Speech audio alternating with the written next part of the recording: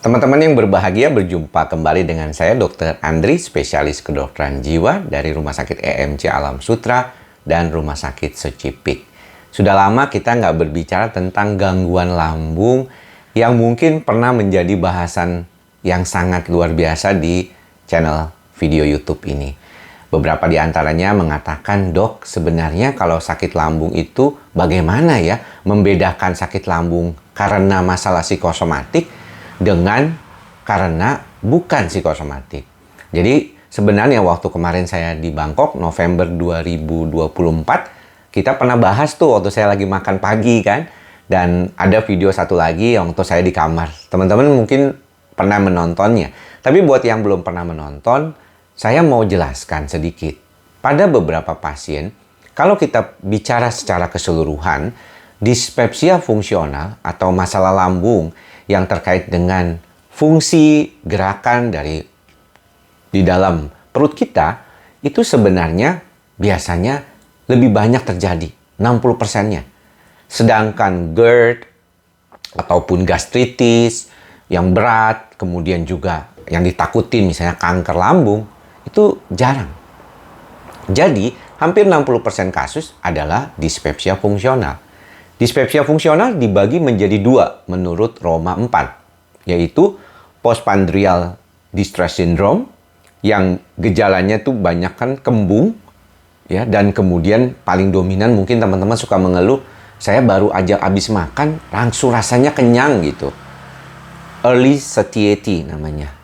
Jadi kalau makan tuh gampang cepat penuh begitu. Nah, yang kedua adalah yang terkait dengan epigastric pain atau nyeri di ulu hati. Nah, ini biasanya dikaitkan dengan epigastric pain syndrome. Jadi gejalanya memang seperti orang yang mengalami gastritis atau perih, tapi sebenarnya nggak ada masalah. Nah, beberapa orang yang mengalami kasus-kasus seperti ini biasanya akan datang ke dokter penyakit dalam, dokter umum, atau mungkin lebih dari itu ke gastroenterologis. Biasanya akan diberikan obat-obat standar untuk membantu gejala-gejala tersebut. Bisa diberikan PPI, bisa diberikan obat prokinetik seperti domperidon, dan juga beberapa untuk pelapis lambung, sukralfat misalnya, ataupun bahkan yang ringan seperti magnesium hidroksida saja. Nah, kalau kita melihat kondisi seperti itu, ya sudah, selesai kan? Habis pengobatan, 2-3 hari kemudian membaik. Tapi ada sebagian pasien yang berkelanjutan gejalanya atau berulang ketika kondisinya sudah diobati sekalipun. Bagaimana caranya membedakan kalau ini ada konteks psikosomatiknya atau mungkin secara keseluruhan berkaitan dengan masalah kecemasan? Pada beberapa pasien yang kita temui, kita tahu bahwa ternyata problemnya itu bukan hanya berkaitan dengan situasi saat dia berada pada kondisi lambung yang nggak enak, tapi juga gejala-gejala lain yang membuat kondisi saat lambungnya nggak enak itu jadi lebih ketakutan daripada biasanya. Contohnya, misalnya si pasien itu ada gejala seperti berdebar-debar, panik, deg-degan. Kemudian kok sakit lambung disertai juga karena gejala keliengan, seperti orang mau jatuh, ya, atau seperti kayak nggak seimbang. Jalannya juga jadi, aduh kenapa ini kok kayak mau jatuh, jangan-jangan nanti saya kenapa-napa lagi.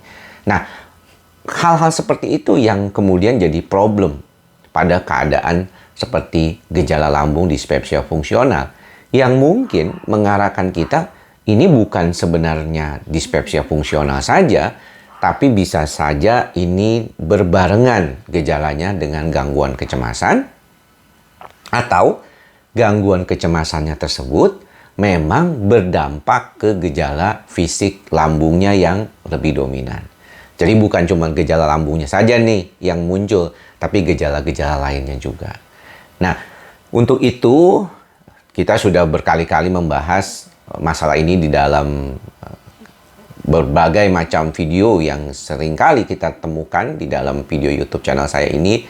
Saya juga mengedukasi, upgrade ilmu saya. Misalnya kemarin saya ke Bangkok, ketemu dengan teman-teman para gastroenterologis, dan Kalau dikaitkan dengan terapinya, ternyata terapinya itu banyak banget, multifaktorial. Bukan cuma ngobatin lambungnya saja dengan obat-obatan lambung, tetapi juga perlu membantu dengan lainnya. Apa yang paling penting? Makanan. Itu nomor satu. Ya. Makanan saat dalam kondisi tertentu, seperti saat lagi serangannya itu terjadi, lambungnya lagi nggak enak, mungkin teman-teman perlu mengurangi atau bahkan tidak makan sama sekali gluten atau tepung. Ya, jadi goreng-gorengan, sesuatu yang dari tepung sebaiknya pada saat kondisi tersebut dihindari. Ya, kopi juga, ya minum kopi juga. Pada beberapa orang tidak disarankan untuk makan keju, coklat, ya, buah, semangka, ya.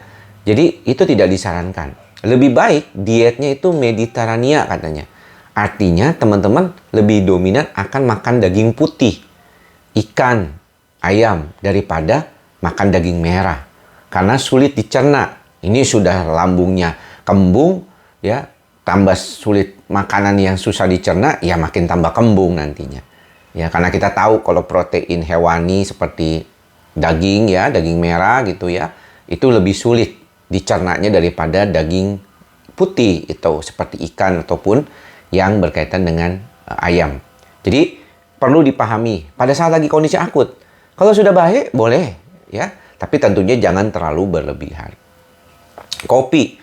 Pada kasus-kasus yang terkait dengan lambung saja, biasanya kopi tidak disarankan karena meningkatkan asam lambung dan mengerosi mukosa lambung.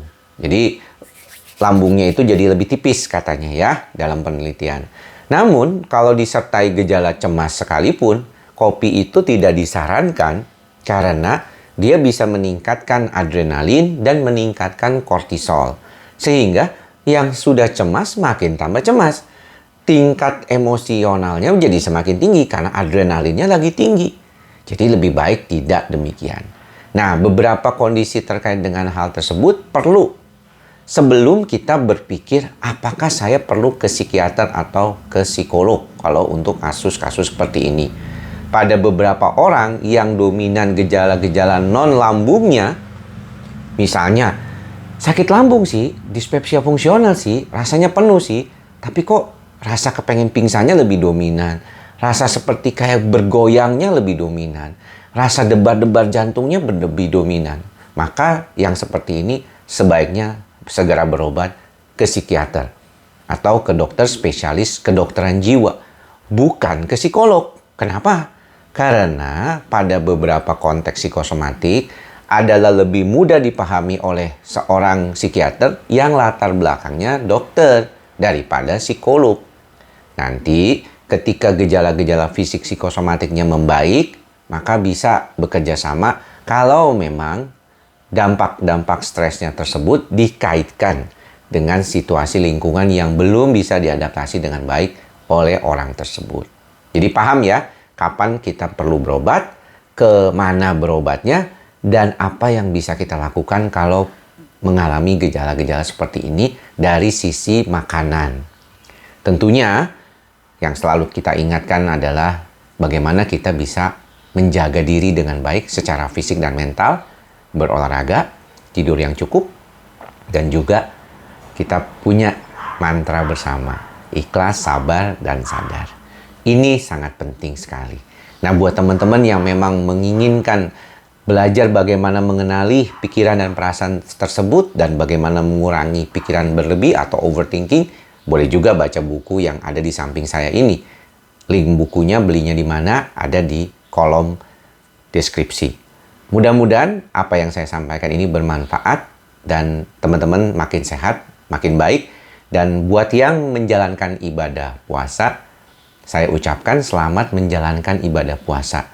Buat teman-teman yang mengalami GERD, anxiety katanya, boleh kok puasa. Asalkan sudah berkonsultasi dulu dengan dokter Anda. Apalagi kalau fase-fase awal, mungkin dilihat dulu. Bisa nggak nih saya puasa?